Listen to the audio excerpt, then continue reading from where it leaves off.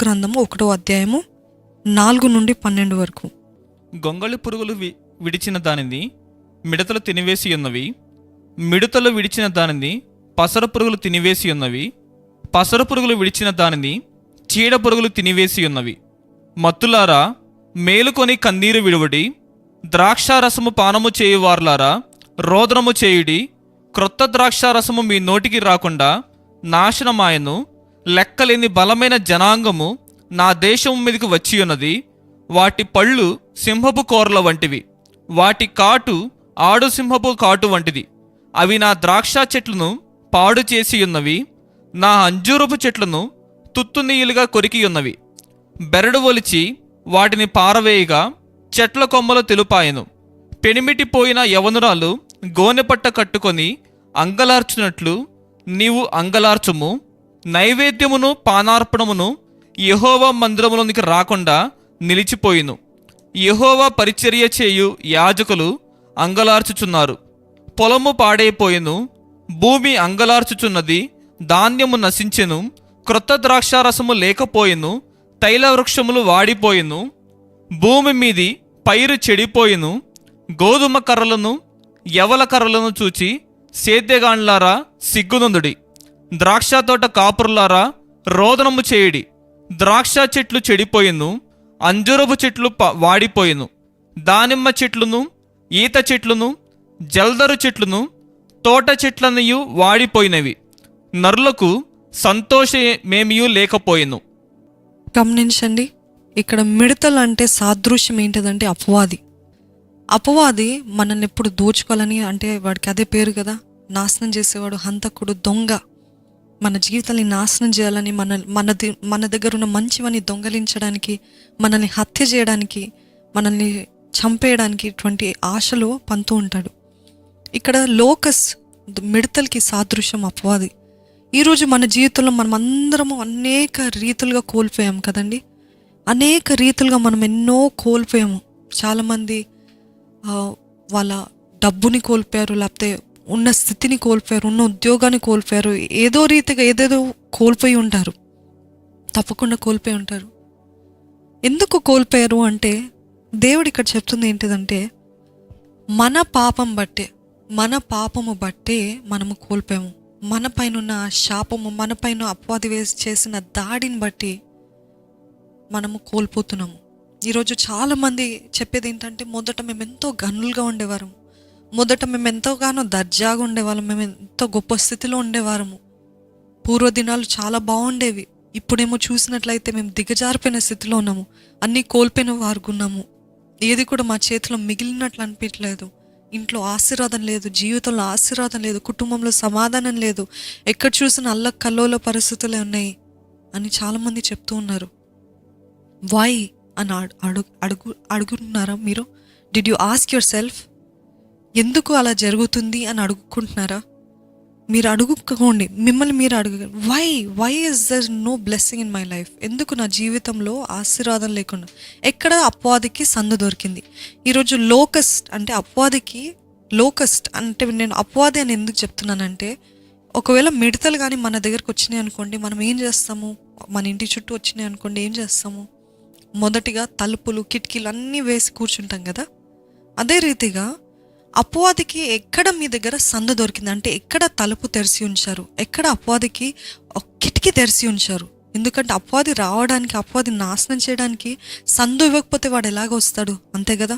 వాడికి సందు ఏంటి? ఈరోజు మన జీవితంలో పాపమా, మన పాపపు తలంపుల, పాపపు క్రియల, పాపపు ఆలోచనల, ఏంటదా సందు ఏంటి? What is that loophole that the devil has in your life?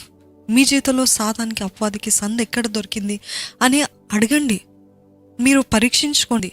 మిడతలు రావటానికి ఇక్కడ చదివినట్లయితే 12వ వచనము, ద్రాక్ష చెట్లు చెడిపోయింది, మొదటిగా చెడిపోయింది, అంజూరపు చెట్లు వాడిపోయింది, దానిమ్మ చెట్లును ఈత చెట్లును జల్దరు చెట్లును తోట చెట్లన్నీ వాడిపోయినవి, అన్ని వాడిపోయినాయి. నరులకు సంతోషమేమీ లేకపోయాను. ఈరోజు మనం చూస్తున్నాం కదా, సంతోషం లేదండి. కుటుంబాల్లో సంతోషం లేదు, మీ వ్యక్తిగత జీవితంలో సంతోషం లేదు. ఎప్పుడు చూసినా ఏదో వేదన, ఏదో బాధ, ఏదో ఎప్పుడు చూసిన ఏడుపు ముఖమే ఉంటుంది కదా. వై, ఎందుకు అని అంటే మిడతలు వచ్చినాయి అంటే అపవాది వచ్చింది మన జీవితంలో. అన్నీ చెడిపోయిందంట, అంటే వాళ్ళ జీవితం చెడిపోయిందంట. దాని తర్వాత అన్నీ వాడిపోయిందంట. ఎండిన స్థితిలో ఉన్నామా, ఎండిన పరిస్థితిలో ఉన్నామా, ఇంకా అన్నీ వాడిపోయినాయి, సంతోషం లేకపోయాను. Today many of you can tell me, ఏం చెప్పగలుగుతారంటే మా జీవితంలో సంతోషం లేదండి. అన్నీ ఉన్నా సంతోషం లేదు, ఏమీ లేకపోయినా సంతోషం లేదు. ఎందుకంటే everything the enemy has taken. ప్రతి ఒక్కటి కూడా అపవాది మమ్మల్ని దోచుకున్నాడు, అన్ని తినివేశాడు. ఈరోజు అపవాది అంట తినేస్తూ ఉంటాడంట మన సంతోషాన్ని, మన సమయాన్ని, మనదన్నీ వృధా చేస్తూ ఉంటాడంట. ఎంత కష్టపడినా అది వ్యర్థము అని చూపిస్తాడంట.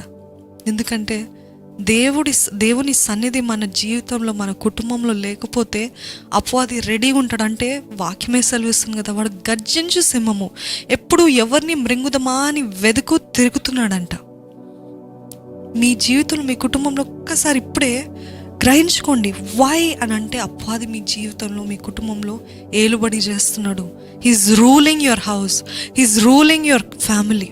ఒకవేళ మీ ఇంట్లో వాడే అధికారిలాగా ఉన్నాడు. అందుకని అంతా కూడా నాశనమైన స్థితి, ఎటువంటి ఎదుగుదల లేని స్థితి, ఎటువంటి అసలు ఆశీర్వాదం కనిపించని స్థితి, సమాధానం లేని స్థితి, సంతోషం లేని స్థితి, సంతోషమే లేకపోయినంట, జీవితం పైన విసుగు వచ్చే స్థితి. అసలు ఎందుకు జీవించాలి? Why should I live? ఎక్కడ చూసినా నాశనం, ఎక్కడ చూసినా దర్ ఇస్ నో గ్రోత్, ఎదుగుదల లేదు, అభివృద్ధి లేదు, ఏ విషయంలో చూసి సంతోషించడానికి అవకాశం లేదు. ఎందుకంటే అలాగ చేస్తాడంట. అందుకనే the Joy of the lord is my strength అని రాస్తాడు కదా. నిజంగా ఆనందం అంటే దేవుని నుంచి వచ్చేదండి. సంతోషం అంటే దేవుని నుంచి వచ్చేది. లోకరీతి అనే సంతోషం మనందరికీ తెలిసిందే, తాత్కాలికమైనది, క్షణ మాత్రమే. కానీ దేవుని నుంచి వచ్చే ఆనందము శాశ్వతమైన ఆనందము. ఎప్పుడూ ఆనందంగా ఉంటాం. అంటే అన్నీ ఉన్నా దేవునిలో ఆనందిస్తాం, ఏది లేకపోయినా ఆనందిస్తాం. పౌలు అంటాడు కదా, నన్ను ఏది వేరు చేయదయ్యా, నీ ప్రేమ నుండి ఏది వేరు చేయదు. నాకు ఏది ఉన్నా లేకపోయినా I am happy in your presence. నాకు నువ్వు ఉంటే చాలు, నీ సన్నిధిలో ఉంటే నాకు అది చాలయ్యా అని చెప్పిన స్థితి ఎప్పుడు వస్తుంది అంటే నిజంగా మనం దేవుని కలిగిన వారమై ఉంటే. ఈరోజు మిమ్మల్ని మీరు అడగండి, దేవుని కలిగిన వారుగా మీరు ఉన్నారా? దేవుడు ఉన్నాడని మీ గృహంలో నిజంగా గుండెల పైన చేసుకొని చెప్పండి, is really god in your family?